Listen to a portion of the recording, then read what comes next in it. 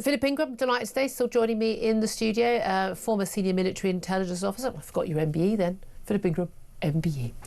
Good morning to you. Good morning again. Very much. Were you vetted for your MBE? Talk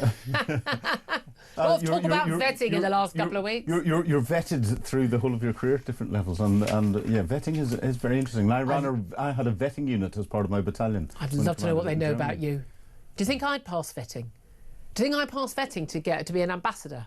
Well, it depends at what level. Depends ambassador where, but yeah, and depends. Not what, the US is. I think the answer depends what political top cover you've got. You know, there are certain barristers that would be able to drill into some things that you might want to keep hidden. There's other barristers. Oh, there's plenty I want to keep hidden. Yeah, I'm okay. Go. All right, you're okay. I'll accept you. Okay, good to know. Thought I'd ask. Obviously, lots of the conversation today is about Sir Jim Ratcliffe, the Man United boss, and of course, boss of Ineos, self-made man. Grew up in a council house, went to grammar school, but still had grammar schools, and went to uni, and then basically set up his business as Trevor Kavanagh was pointing out. You know, to mortgage his own home to basically set up a business. Immensely successful. You know, richest man, the biggest business, massive employer. I think we should listen to this man when he talks about things that he feels strongly about, but he's got in quite a lot of trouble, and he's been called to apologise and told that his words were offensive and wrong by the Prime Minister of this land, trying to deflect attention from some of his own problems, I think, because of an interview that he gave to Sky News with Ed Conway, a man I've got loads of time. He does the most fantastic economic analysis, and in a quite wide-ranging interview, Jim Ratcliffe said this: "You can't have an economy with 9 million people on benefits and huge levels of immigrants coming in. I mean, the UK is being colonised. It's costing too much money. It will cause... It'll cause... Well, yeah. The UK is being colonised by immigrants, really, isn't it? I mean, the population of the UK was 58 million in 2020. Now it's 70 million. That's 12 million people. Now, I mean, he said it twice. He definitely wanted to use that word, colonised. He was actually wrong about the population figures. The population wasn't 58 million in 2020. It's 70 million now. It was 58 million in 2000. The population, I think, was 67 million in 2020. But what I love about this, Philip Ingram, is that people go, no, those figures are wrong. And you should always use correct figures. Again, you know me, big on the facts. But when they say, well, look, it's only 3 million people who've come since 2020. That is... done my maths, 1,643 people arriving a day. That's net. That's net, by the way. There's lots more people who've come, and then lots of Brits have left, and people come and go, and the students are like. But overall, we've added an extra 1,600 people a day since 2020. That's a big queue. That's a heck of a lot of people. And again, people have noticed that. It's crowded on the trains and on the buses. It's crowded on the roads. House prices have gone up because there are more people competing for, let's face it, pretty much the same number of houses. Yeah. You can't get a hospital appointment. And no, they're not all working in the NHS. They're largely the patients. You go to any NHS hospital, I will guarantee you that half the people sitting in that A&E waiting room, and it certainly are when I go, don't speak English as a first language, or frankly, often at all. He's talking about some basic facts. He did also talk about 9 million people on benefits. That's 9 million working age people on benefits, many more who are not net contributors to the country. But again, if you're a pedster, people understand that. You're a child, people understand that. But he's talking about the economics of this. But I think he's also, when he says the word colonised, he's also talking about the cultural difference. Now, the Prime Minister's response to this has been that that these comments are offensive and wrong, and that he should apologise. And the Prime Minister was insisting that we are a proud, tolerant and diverse country. Why do we have to be tolerant? Why does he think we're proud when most people feel that actually he's not proud of our country and wants to change it? And we didn't ask for the diversity. I mean, I'm with this man 100%. I don't have a problem with his language. I wish he'd got his stats right.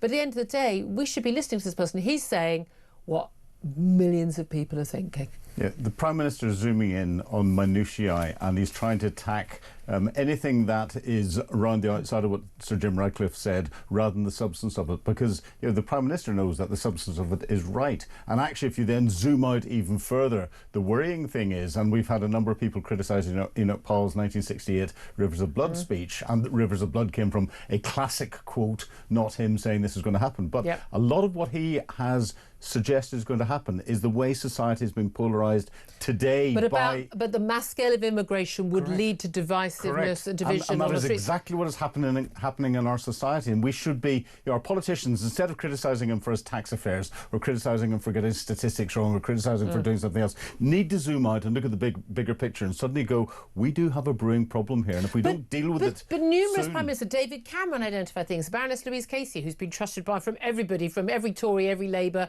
grooming gang victims and other, as someone who speaks a lot of sense, talking about how we've got completely unintegrated communities. We're told we're multicultural. No, I don't want to be multicultural. I want one culture in this country. I want it to be British culture, because I consider our culture to be superior to other cultures.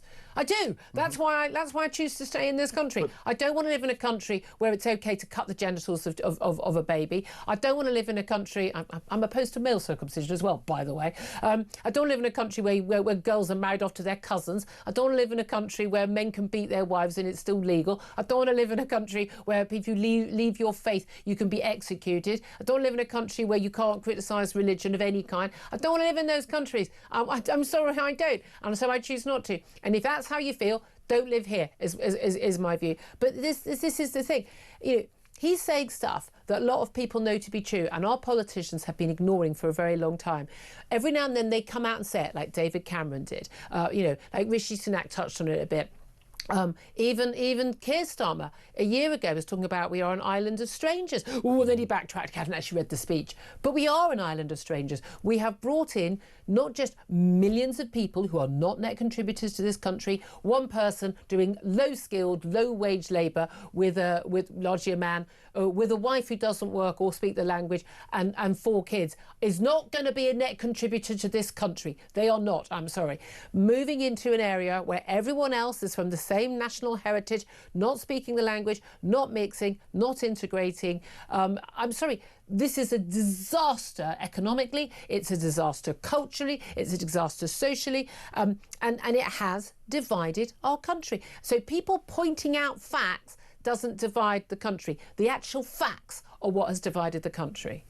Our politicians don't want to do anything about it because it means taking a longer term view. It means doing things that are going to upset constituents in some of their more marginal Say it like it is. We've got a load of Labour MPs who rely on a large contingent, particularly a Muslim vote in their country, and they don't want to upset those people. Let's just speak plainly. Some of those are ministers. So this is Wes where Streeting, hello, if you're watching. Yeah, well, Lisa Nandy, I've just mind dumped her name. MP for Yardley, MP for Women, who doesn't do anything to criticise the rape gangs and everything else.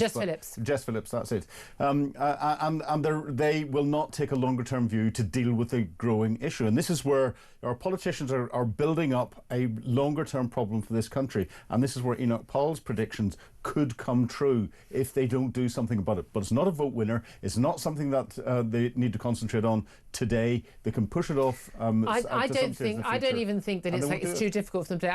I think to face up to this undermines the very foundations of sort of leftist wokist thinking, which is that British culture and history and identity is bad. White people are awful and racist and have a terrible history. Brown people from wherever are victims. The immigration, diversity are, by their very nature, a good thing.